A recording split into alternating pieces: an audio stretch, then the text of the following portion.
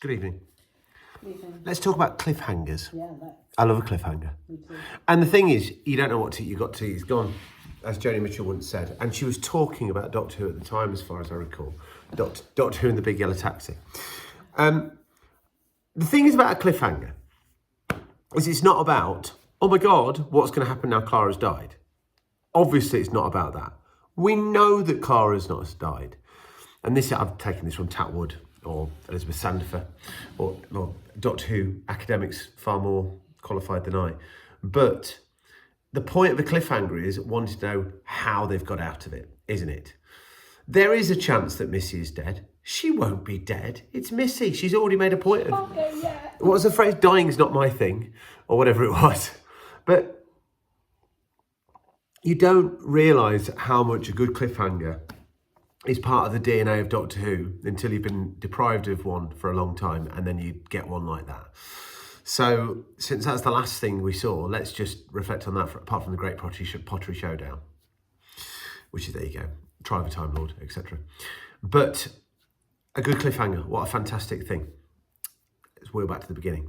I'd forgotten there was a prologue to this, and I can't remember how the prologue really worked back in the day, but that doesn't matter because what we've got is the here and now. And the last we saw of the Doctor was him finding a new lease of life in his friendship with Clara, realising that he's allowed to be happy to a certain extent, I think, having a sense of release, reclaiming a bit of himself maybe.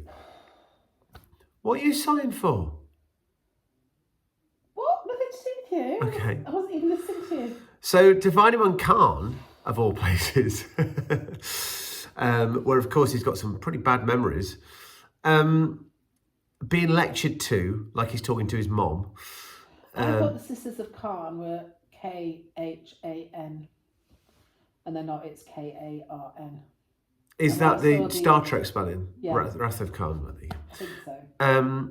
So I very much enjoyed that, and I like the petulance of Capaldi here because it's a little bit of a new wrinkle on the character, isn't it? He's not really done that sort of. I mean, he's been childish, but sort of that. I don't know. It's a bit more sort of cool teenager than annoying teenager that Humphrey's becoming. It's not annoying. I'm joking. So then we get the episode proper, and let me get this bit out of the way. What's happened to Kate? Because the last we saw of Kate Lethbridge-Stewart, she was literally saving the world, kicking ass, did not need the Doctor. In fact, well, I mean, there were protocols in place, put him as president, but, you know, she was like on it. She's turned into a bit of a bumbling idiot at the start of this episode. Is this some PTSD? What's going on there? I'm all up for the exploration of what happens to Clara when she essentially becomes on a level pegging to the Doctor. How's that going to work out? But at the expense of Kate's character, I'm really not happy about that. So I'm going to get that out of the way now. That's an odd move in terms of the characterisation of Kate Lethbridge-Stewart. Maybe there's something going on. Maybe she's traumatised by the death of her scientific officer. Whatever else it might be. That didn't sit too comfortably with me. Anyway, she'll move on. I love Clara at school. I love the fact that she's like got this double life that's like a bit... you're not happy about it? Well, I wasn't very happy because it was just like, she spotted the plane and then all of a sudden it's like, is that unit on the phone for me? Like, well, come on, get over yourself, Clara. But that's the position she's found herself in, for good or for ill. That's the position she's found herself in. And I think she's the best equipped companion to ever do that. And I think that is brought out in the episode because there's, you know, all of our companions, well, not. But she's so up her own bum. Maybe that'll be her downfall, we shall see. Well, maybe, because I was thinking about it and yeah. when it was a case of, who would the Doctor go to in his last moments, blah, blah, blah. Like, obviously I knew the payoff was going to be Missy, and that's hilarious, and I loved that about it. Yeah. But I was thinking he'd be much more likely to go to Amy or any of his old companions. Sarah Jane. There's a million different other Ace. people that he would go to before he would go to Clara. Sorry, Clara. And I love Clara. So. Well, it's interesting that you balance those two feelings. Let's talk about Missy then. My God. What a woman. Just... I mean, the Master's always been great. The Master's always been great. And the Master has, on a number of occasions, been the best thing about the story that the Master's in. Delgado's master in particular, but John Sim as well. There are times, and times Anthony Ainley, Castrovalva, things like that, without you realising. But my point is that there are times in the past that the master has come in and just made the story. Well, I don't think you can say that any master prior to Missy has had such an amazing impact in the way that you your platonic master should do, in so much as if they're a mirror image of the Doctor, in television terms at least, they should be as entertaining, they should be as funny, they should be as sharp and as clever, but they should nodding in agreement. Yeah, but also should be just mean and horrible. Yeah. And that's what Missy is. The scene in the piazza, if it was a piazza, where she's basically told you, well, you need 8 snipers and this, that and the other. Then she sits opposite me and this, that and the other. She is the best thing about that scene. Now, fair play, Jenna Coleman stands up, in a one-to-one performance, but Michelle Gomez is just all over this. And she gets the best lines in the whole story. And, there's a couple of other notable people who are going to get some good lines as well. And yet, she manages to colour everything in the colours of the master. So in many ways, to me at least, this doesn't feel like a Doctor story. Agreed. It feels like a master story. Agreed. And that leads me on to a next point, which is this. I'm sure, in fact, I know that we had novels where we'd taken this character from here and this character from here and this character from here and stuck them together. In fact, I'm going to be making reference to them in a video I'll probably be doing this evening later if I finish my book I'm reading. But anyway, by the way, you will have seen that before and timey-wimey, etc. But I'm not entirely sure I've ever seen a circumstance in which, because of the inclusion of such a dynamic character of incarnation of the Master, everything sort of pivots around Missy in this story. The Doctor's in an unusual state. And of course, then we get our entrance of who the real baddie is in the story. And yet it's not Missy, but Missy's still at the heart. It's a really fascinating dynamic. And I think it takes a while to wrap your head around. I almost think that Clara gets shoved out a little bit, although of course she's really the Master's companion in this. Just everything is thrown in the air. It's quite an odd next level Doctor Who story in so many ways. Because of course, then let's talk about it now, you've got the return of Davros. And because Stephen Moffat is canny enough to give all of our players sort of equal weight. So you've got to put Clara there, because Clara's the closest we get to an audience identification figure at the moment, even though, she's probably hyped up to some extent. We get the Master being, I think, the sort of like the tonal centre of the story, quite frankly. You get the Doctor in this weird sort of new version of this Doctor who is living it up a bit and having a good old time and struggling with a bit of trauma and whatever else like that. And then you get bloody Davros.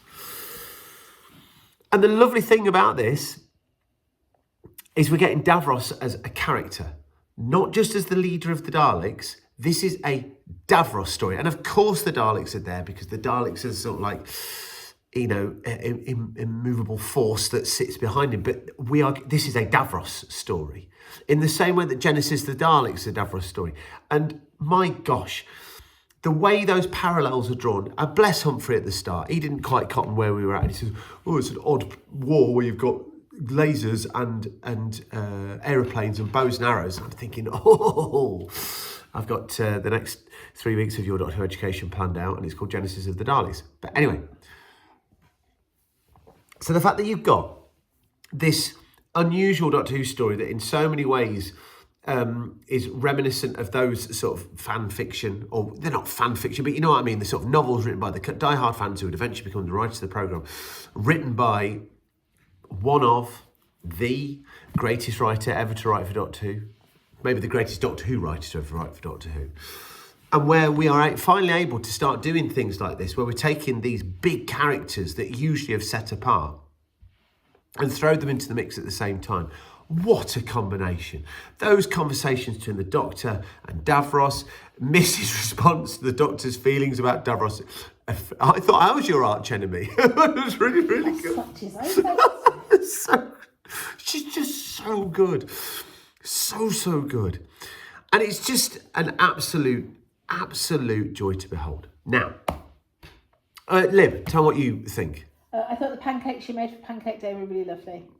Thanks. You're welcome. I would just like to echo everything that you've said. I agree with you wholeheartedly. Next level Doctor Who, isn't it? Next level Doctor Who. I loved it. It was engaging. Yeah. The pace was perfect. Yeah.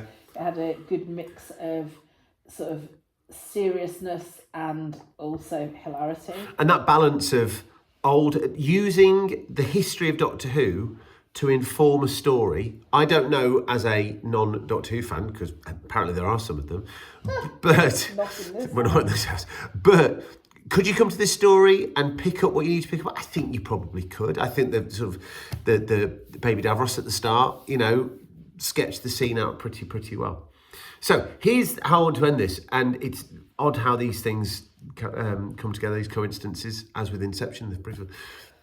I recently was doing a lot of ironing, as you do, and I chose to watch Frontier in Space. For no particular reason. I just fancied a bit of Pertwee, because as long-time viewers of the channel will know, my feelings about Pertwee were very, very strongly negative at one point, and they have shifted quite a lot, and I wanted to remind myself of why I'd found my affection for Pertwee. And I just fancied it. I wanted to see the Draconians and stuff. And one of the things about that story that is underplayed, because, and this is the difference between then and now, is the fact that the Master exists in the same story as the Daleks. And the Master has a relationship with the Daleks. Now, Doctor Who doesn't touch upon that very much, but it's inconceivable that he doesn't. We know that he has a relationship with it. They have a relationship with the Daleks, because Frontier in Space, we know that in the TV movie, they executed the Master at some point. We know that he was resurrected to fight in the Time War, but ran away scared. So to see that relationship played out here is absolutely joyous, because all of a sudden, alongside the amazing performance that Michelle Gomez is giving, this is making the character of the Master, by building upon what John Sim has begun, achieved, and Rod Delgado, of course, and all that. But we start to see the Master in a brand new light. A brand new light, like I started this off by saying, that you could genuinely see Missy being this programme. I would watch a series of Missy. I would watch anything Michelle Gomez did. My goodness me, what a class act. And a joyous occasion was had by all. Love it. Bye-bye.